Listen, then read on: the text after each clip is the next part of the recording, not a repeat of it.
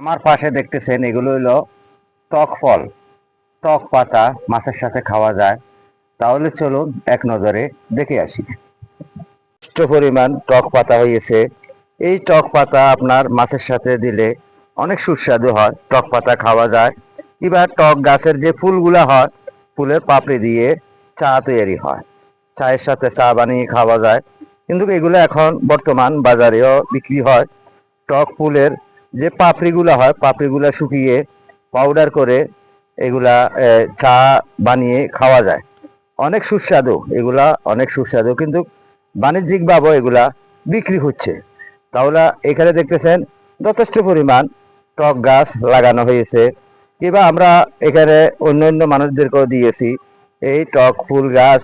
টক পাতাও কিন্তু আমরা নিজেরা মাছের সাথে খেয়ে থাকি। আপনারাও অনেকে চাষাবাদ করতেছেন, অনেকে বিল্ডিং এর ছাদে লাগাইতেছে, অনেকে বাইরে আঙিনা লাগাইতেছে। গাছগুলা কিন্তু এখনো ছোট, আরো বড় হইলে বিভিন্ন দিকে শাখা পোশাখা বের হয়ে যাবে। যথেষ্ট পরিমাণ টক গাছ এখানে হয়েছে। দেখতেছেন পাতাগুলা এদিক সেদিক কত সুন্দরভাবে কসকসে পাতা। পাশে দিয়ে দেখতেছেন এখানে এগুলো হলো গেঁদা ফুল। গেঁদা ফুল এগুলা কিন্তু বাড়ির সৌন্দর্য।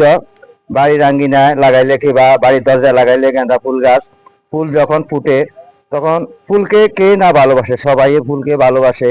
তাই আপনারাও ফুল গাছ লাগাইতে পারেন। গেঁদা ফুল, বিভিন্ন রকমের ফুল গাছ আপনারা লাগাইতে পারেন। দেখতেছেন এখানে টক গাছ, ফুল গাছ যথেষ্ট পরিমাণ এখানে আছে।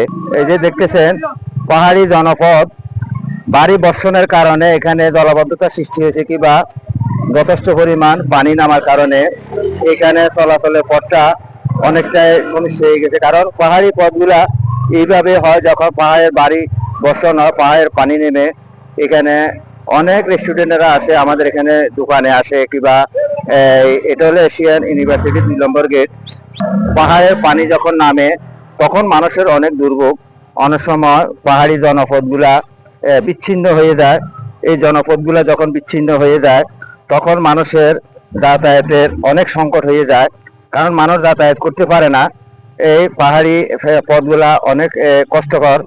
পাহাড়ে মানুষ বসবাস করে কিংবা পাহাড়ি যারা থাকে, কিন্তু তাদের জন্য অনেক ক্ষেত্রে অনেক দুঃখ দুর্দশায় পোহাইতে হয়। কারণ আপনারা জানেন যখন ভারী বর্ষণ হয়, ভারী বর্ষণের কারণে কিন্তু পাহাড় ধস হয়। তাই আমি সবসময় আপনাদেরকে ইউটিউব চ্যানেল ও ফেসবুকে ভিডিওগুলো দিয়ে থাকি। এখানে পাহাড়ের পানিগুলা যখন নামে তখন কিন্তু যেখানে সমতুল্য জায়গা আছে, যেমন সিরিয়া এবং কি নিচু যে জায়গাগুলো আছে, এগুলা পানি প্লাবন হয়ে যায়, কিংবা মানুষের বাসা বাড়িতে পানি ঢুকে যায়। কিন্তু এখানে কোনো বন্যার পানি ঢুকে না। এখানে পাহাড়ের যখন ভারী বর্ষণ হয়, কিন্তু আপনারা জানেন পাহাড়ি এলাকা কিন্তু বর্ষা বেশি হয়, কারণ বর্ষণ বেশি হয়। মেঘ যখন এই পাহাড়ের সাথে এই বাড়ি খায় তখন কিন্তু ভারী বর্ষণ হয়। এটাকে বলা হয় আপনার মেঘ বিস্ফোরণ। মেঘ যখন বিস্ফোরণ হয়, উঁচু উঁচু পাহাড়ে কিন্তু মেঘগুলা বিস্ফোরণ হয়। কিন্তু এখন বর্তমানে মেঘ বিস্ফোরণ দেখা যায়, কিছুদিন আগে ফেনীতে হয়েছিল, কিংবা এখন বিভিন্ন জায়গাতেও হচ্ছে। কারণ এখন প্রাকৃতিক অনেক কিছু পরিবর্তন হয়ে যাচ্ছে। তাই এই যে পাহাড়ি এলাকার যে ভিডিওগুলো আমি আপনাদেরকে দিচ্ছি, পাহাড়ে যখন ভারী বর্ষণ হয়, ভারী বর্ষণের কারণে কিন্তু পানিগুলা নামে। তাই মানুষের চলাচলের পথ অনেক সময় ভেঙে যায়, মানুষ চলাচল করতে পারে না। আশা করি বুঝতে পারতেছেন। তাই আপনারা যারা পাহাড়ে বসবাস করবেন অতি সতর্কতায় থাকবেন। আবারও কিন্তু আবহাওয়াবিদেরা সতর্কবাণী দিয়ে যাচ্ছে, বাড়ি থেকে অতি ভারী বর্ষণ হবার সম্ভাবনা আছে। আপনাদেরকে বাড়ি থেকে অতি ভারী বর্ষণের সতর্কবাণী জানিয়ে আপনারা সবসময় ইউটিউব চ্যানেল কিংবা ফেসবুক পেজে নজর রাখবেন, আর টিভির খবরগুলো শুনবেন। যেখানে পাহাড়ি এলাকায়, ঝুঁকিপূর্ণ এলাকায় যারা বসবাস করেন, আপনারা সবসময় সাবধানতা চলাচল করবেন।